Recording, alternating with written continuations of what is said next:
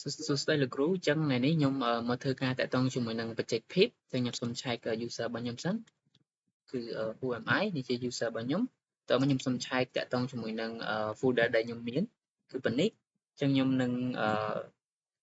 list តាក់ទងជាមួយនឹង3 folder នៅខាងលើគឺខ្ញុំប្រើ ls l add ដក3អញ្ចឹងនេះគឺជា folder ដែលខ្ញុំបាន list មក3បន្ទាត់ខាងលើតើមកខ្ញុំសូមធ្វើការ write file អឺ myfile.txt ដើម្បី write line នៅក្នុងហ្នឹងហើយដើម្បីខ្ញុំ get តាក់ទងជាមួយនឹង file ហ្នឹងតែ3បន្ទាត់នៅខាងលើអញ្ចឹងខ្ញុំសូមឆែក file ហ្នឹងសិនថាខ្ញុំមានប្រមាណ line ហើយអញ្ចឹង cat ហើយខ្ញុំសូមចូលទៅ file ហ្នឹងសិនគឺ nano myfile.txt អញ្ចឹងនេះគឺជា file ដែលខ្ញុំមានអញ្ចឹងខ្ញុំអាច save បន្ថែមទៀតបាន hello 8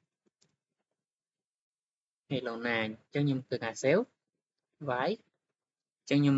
នឹងចូលទៅ cat 3បន្ទាត់នៅក្នុង file របស់ហ្នឹងគឺ myfile.txt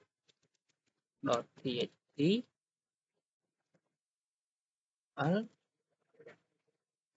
3អញ្ចឹងនេះគឺជា3 line ខាងលើដែលខ្ញុំបាន cat មកអញ្ចឹងគឺខ្ញុំមានតែប៉ុណ្្នឹងទេ